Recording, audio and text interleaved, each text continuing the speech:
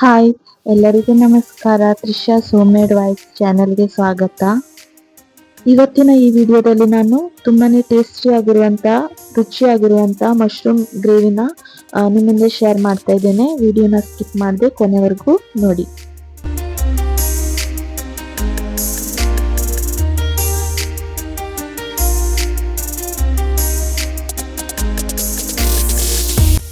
ನಾನಿಲ್ಲಿ 250 ಗ್ರಾಮ್ ಅಷ್ಟು ಮಶ್ರೂಮ್ ಅನ್ನ ಚೆನ್ನಾಗಿ ಕ್ಲೀನ್ ಮಾಡಿ ವಾಶ್ ಮಾಡಿ ಈ ತರ ಸ್ಲೈಸ್ ಆಗಿ ಕಟ್ ಮಾಡಿ ಇಟ್ಕೊಂಡಿದ್ದೇನೆ. ಹಾಗೇನೆ ಇದಕ್ಕೆ ಬೇಕಾಗಿರುವಂತ ಮಸಾಲೆ ಯಾವ್ದಂತ ಹೇಳ್ತೇನೆ ನೋಡಿ. ಒಂದು 4 ರಿಂದ 5 ಲವಂಗ, ಹಾಗೆ ಒಂದೆರಡು ಹೂವು, ಚಕ್ರ ಮೊಗ್ಗು ಅಂತಾರಲ್ಲ ಅದು, ಆಮೇಲೆ ಒಂದು ಚಕ್ಕೆ, ಒಂದು ಪೀಸ್ ಚಕ್ಕೆ, ಹಾಗೇನೆ 2 ಪಲಾವ್ ಎಲೆ, ಹಾಗೇನೆ ಒಂದೆರಡು ಟೇಬಲ್ ಸ್ಪೂನ್ ಅಷ್ಟು ಕೊತ್ತಂಬರಿ ಕಾಳನ್ನ ತಗೊಂಡಿದ್ದೇನೆ. ನಾನಿಲ್ಲಿ ಕೊತ್ತಂಬರಿ ಸೊಪ್ಪಿನ ದಂಟನ್ನ ತಗೊಂಡಿದ್ದೇನೆ ಆದಷ್ಟು, ಯಾಕಂದ್ರೆ ರುಬ್ಬೋದಲ್ವಾ, ಹಾಗಾಗಿ ದಂಟಿರೋದನ್ನೇ ತಗೊಂಡ್ರೆ ಒಳ್ಳೇದು. ನೀವು ಬೇಕಾದ್ರೆ ಸೊಪ್ಪನ್ನು ಬೇಕಾದ್ರೆ ತಗೊಳ್ಬೋದು.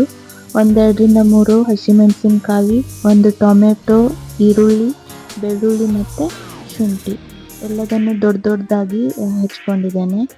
ಹಾಗೆ ಚಿಕ್ಕದಾಗಿ ಹೆಚ್ಕೊಂಡಿರೋ ಈರುಳ್ಳಿ, ಹಾಗೆಯೇ ಸ್ವಲ್ಪ ಚಿಕ್ಕದಾಗಿ ಹೆಚ್ಕೊಂಡಿರೋ ಟೊಮೆಟೊ, ಹಾಗೆ ಒಂದು ಮುಷ್ಟಿಯಷ್ಟು ಕಾಯಿ ತುರಿನ ತಗೊಂಡಿದ್ದೇನೆ. ಇವಾಗ ನಾನೊಂದು ಪ್ಯಾನಲ್ಲಿ ಸ್ವಲ್ಪ ತುಪ್ಪನ ಹಾಕಿಬಿಟ್ಟು ಈ ಮಶ್ರೂಮನ್ನು ಸ್ವಲ್ಪ ಫ್ರೈ ಮಾಡ್ಕೊಳ್ತಾ ಇದ್ದೇನೆ.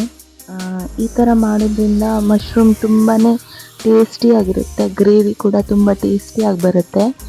ನಾನು ಯಾವಾಗಲೂ ಈ ಗ್ರೇವಿನ ಮಾಡುವಾಗ ಇದೇ ಮೆಥಡಲ್ಲೇ ಮಾಡೋದು. ನೀವು ಬೇಕಾದರೆ ಮಶ್ರೂಮನ್ನು ಹಾಗೇ ಬೇಯಿಸ್ಬೋದು, ಬಟ್ ನಾನು ಮಾಡೋ ಥರ ಮಾಡಿದರೆ ತುಂಬಾ ಟೇಸ್ಟಿಯಾಗಿರುತ್ತೆ. ನೀವು ಬೇಕಾದರೆ ಸ್ಕಿಪ್ ಕೂಡ ಮಾಡ್ಬೋದು. ಸೊ ನಾನು ಯಾವಾಗಲೂ ಈ ಗ್ರೇವಿನ ಮಾಡಬೇಕಾದ್ರೆ ನಾನು ಇದೇ ಥರನೇ ಮಾಡೋದು. ಸೊ ನಾನು ಯಾವ ಥರ ಮಾಡ್ತೀನಿ ಅದೇ ಥರನೇ ನಾನು ನಿಮ್ಮ ಜೊತೆ ಶೇರ್ ಮಾಡ್ತಾಯಿದ್ದೀನಿ. ಇವಾಗ ನಾನು ಇದಕ್ಕೆ ಒಂದು ಸ್ವಲ್ಪ ಉಪ್ಪನ್ನು ಹಾಕ್ತಾಯಿದ್ದೇನೆ. ಈ ಥರ ಫ್ರೈ ಮಾಡ್ಕೊಳ್ಬೇಕು, ಎಲ್ಲನೂ ಮಿಕ್ಸ್ ಮಾಡಿ. ಸೊ ಅದು ಫ್ರೈ ಮಾಡುವಾಗ ಈ ಥರ ನೀರು ಬಿಟ್ಕೊಳ್ಳುತ್ತೆ. ಸೊ ಅದನ್ನು ನಾನು ಸೈಡಿಗೆ ತೆಗೆದಿಟ್ಬಿಟ್ಟು ಅದೇ ಪ್ಯಾನಲ್ಲಿ ನಾನು 1-2 ಟೇಬಲ್ ಸ್ಪೂನ್ ಅಷ್ಟು ಎಣ್ಣೆನ ತಗೊಂಡಿದ್ದೇನೆ ಇಲ್ಲಿ.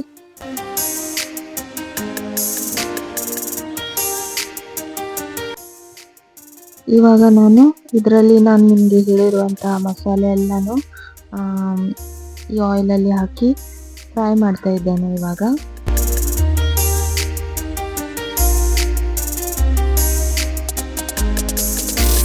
ಇದು ಸ್ವಲ್ಪ ಫ್ರೈ ಆಗ್ತಾ ಬರ್ತಿದ್ದ ಹಾಗೆ ನಾನು ಇದರಲ್ಲಿ ಕಾಯಿ ಮೆಣಸನ್ನು ಹಾಕ್ತಾ ಇದ್ದೇನೆ.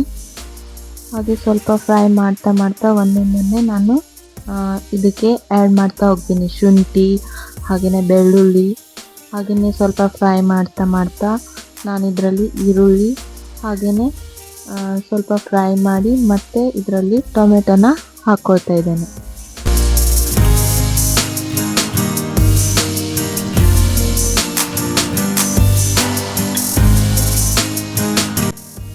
ಇವಾಗ ಇದು ಫ್ರೈ ಆಗ್ತಾ ಬರ್ತಿದ್ದ ಹಾಗೆ ನಾನು ಇದರಲ್ಲಿ ಕೊತ್ತಂಬರಿ ಸೊಪ್ಪಿನ ದಂಟು ಏನಿತ್ತು ಅದನ್ನು ಹಾಕಿದ್ದೇನೆ. ಇದನ್ನು ಸಹ ಚೆನ್ನಾಗಿ ಬಾಡಿಸ್ಬೇಕು.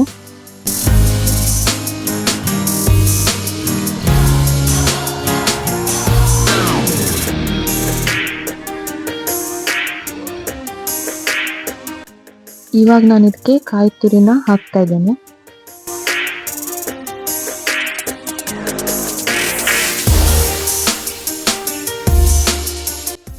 ಇವಾಗ ನಾನು ಇದಕ್ಕೆ 1 ಟೀ ಸ್ಪೂನ್ ಅಷ್ಟು ಅರಿಶಿನ ಹುಡಿನ ಹಾಕಿಬಿಟ್ಟು ಚೆನ್ನಾಗಿ ಬಾಡಿಸ್ಬಿಟ್ಟು ಇದನ್ನು ತಣ್ಣಗಾಗೋದಕ್ಕೆ ಬಿಡ್ತೇನೆ. ಇದು ತಣ್ಣಗಾದ ನಂತರ ನಾನು ಒಂದು ಮಿಕ್ಸಿ ಜಾರಲ್ಲಿ ಇದನ್ನು ನಮಗೆ ಎಷ್ಟು ನೀರು ಬೇಕೋ ಅಷ್ಟನ್ನು ಹಾಕಿಬಿಟ್ಟು ಚೆನ್ನಾಗಿ ನುಣ್ಣಗೆ ಈ ಥರ ಪೇಸ್ಟ್ ಮಾಡ್ಕೊಳ್ಬೇಕು ನೋಡಿ, ಈ ಥರ. ಇವಾಗ ಒಂದು ಪ್ಯಾನಲ್ಲಿ ನಾನು 1-2 ರಿಂದ 3 ಟೇಬಲ್ ಸ್ಪೂನು ಆಯಿಲ್ನ ತಗೊಂಡಿದ್ದೇನೆ. ಇದಕ್ಕೆ ನಾನಿವಾಗ ಚಿಕ್ಕದಾಗಿ ಹೆಚ್ಕೊಂಡಿರುವಂಥ ಈರುಳ್ಳಿನ ಹಾಕಿಬಿಟ್ಟು ಚೆನ್ನಾಗಿ ಬ್ರೌನ್ ಆಗೋ ತನಕ ಇದನ್ನು ಹುರ್ಕೊಳ್ತಾ ಇದ್ದೇನೆ. ಇದಾದ ನಂತರ ನಾವು ಹೆಚ್ಕೊಂಡಿರುವಂಥ ಟೊಮೆಟೊನ ಹಾಕಿಬಿಟ್ಟು ಇದನ್ನು ಸಹ ಚೆನ್ನಾಗಿ ಬಾಡಿಸ್ಕೊಳ್ಬೇಕು. ಇವಾಗ ನಾನು ಇದರಲ್ಲಿ ಉಪ್ಪನ್ನು ಹಾಕ್ತಾ ಇದ್ದೇನೆ. ನಿಮಗೆ ಎಷ್ಟು ಬೇಕೋ ಅಷ್ಟು ಉಪ್ಪನ್ನು ನೋಡಿಕೊಂಡು ಹಾಕ್ಕೊಳ್ಬೇಕಾಗುತ್ತೆ. ನಂತರ ಇದು ಫ್ರೈ ಆಗಬೇಕು. ಚೆನ್ನಾಗಿ ಫ್ರೈ ಆದ ನಂತರ ನಾನು ಫಸ್ಟಿಗೆ ನಾವೇನು ಮಸಾಲೆನ ರುಬ್ಕೊಂಡಿರ್ತೀವಿ ಅದನ್ನು ಇದರಲ್ಲಿ ಸೇರಿಸ್ಕೋಬೇಕು.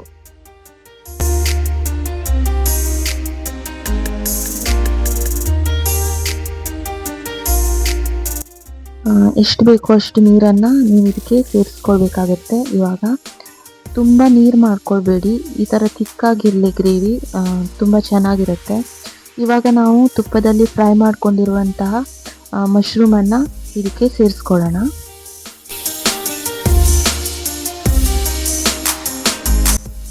ನಾನಿವಾಗ ಇದರಲ್ಲಿ 1.5 ಟೀ ಸ್ಪೂನಷ್ಟು ಕಿಚನ್ ಕಿಂಗ್ ಪೌಡರನ್ನು ಹಾಕ್ಕೊಳ್ತಾ ಇದ್ದೇನೆ.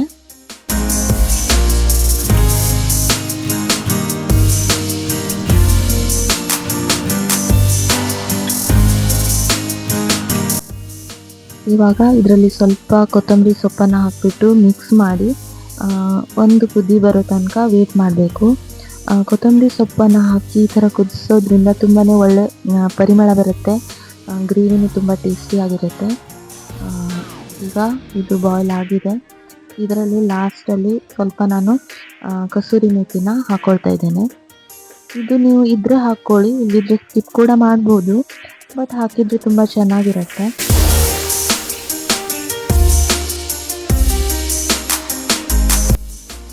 ಗ್ರೇವಿ ಇಷ್ಟು ತಿಕ್ಕಾಗಿರಬೇಕು, ತುಂಬ ನೀರು ಮಾಡ್ಕೊಳ್ಬೇಡಿ. ಇದನ್ನು ನೀವು ಚಪಾತಿ, ದೋಸೆ, ಹಾಗೆ ಪೂರಿ, ಹಾಗೆಯೇ ಘೀ ರೈಸ್ ಹೊತ್ತಿಗಂತೂ ತುಂಬಾ ಚೆನ್ನಾಗಿರುತ್ತೆ ಈ ರೆಸಿಪಿ. ಖಂಡಿತ ಘೀ ರೈಸ್ ಮಾಡಿದವಾಗ ಇದರೊಟ್ಟಿಗೆ ಈ ಗ್ರೇವಿನ ಮಾಡಿದರೆ ತುಂಬಾ ರುಚಿಯಾಗಿರುತ್ತೆ. ಲಾಸ್ಟಲ್ಲಿ ಈ ಥರ ತುಪ್ಪನ ಹಾಕಿಬಿಟ್ಟು ಅಥವಾ ಬಟರ್ನ ಹಾಕಿಬಿಟ್ಟು ನೀವು ಮಿಕ್ಸ್ ಮಾಡಿ ಇದನ್ನು ಬಿಸಿ ಬಿಸಿಯಾಗಿ ತಿಂದರೆ ಅಂತೂ ಆಹಾ, ತುಂಬಾ ಟೇಸ್ಟಿಯಾಗಿರುತ್ತೆ. ಇದನ್ನು ನೀವು ಒಂದು ಸಲ ಮನೇಲಿ ಟ್ರೈ ಮಾಡಿ ನೋಡಿ. ನಾನಂತೂ ಈ ಗ್ರೇವಿನ ಮಶ್ರೂಮ್ ತಂದವಾಗೆಲ್ಲ ಇದನ್ನೊಂದು ಸಲ ಮಾಡ್ತೀನಿ ಮನೆಯಲ್ಲಿ. ಈ ರೆಸಿಪಿ ನಿಮಗೆ ಇಷ್ಟ ಆದರೆ ಪ್ಲೀಸ್ ಒಂದು ಲೈಕ್ ಮಾಡಿ, ಶೇರ್ ಮಾಡಿ, ಹಾಗೆಯೇ ಕಮೆಂಟ್ ಮಾಡಿ. ನಾನು ನಿಮ್ಮ ಕಮೆಂಟಿಗೆ ವೇಟ್ ಮಾಡ್ತಾ ಇರ್ತೇನೆ, ಹಾಗೆ ರಿಪ್ಲೈ ಕೂಡ ಮಾಡ್ತೇನೆ. ಇನ್ನೂ ನನ್ನ ಚಾನಲನ್ನು ಸಬ್ಸ್ಕ್ರೈಬ್ ಮಾಡಿ ನೋಡ್ತಾ ಇರೋರು ಪ್ಲೀಸ್ ಸಬ್ಸ್ಕ್ರೈಬ್ ಮಾಡಿ. ಇನ್ನಷ್ಟು ಹೊಸ ಹೊಸ ವೀಡಿಯೋಸ್ಗಳನ್ನು ನಾನು ಶೇರ್ ಮಾಡೋದಕ್ಕೆ ಸಪೋರ್ಟ್ ಮಾಡಿ ಅಂತ ಹೇಳ್ತಾ, thank you so much and bye.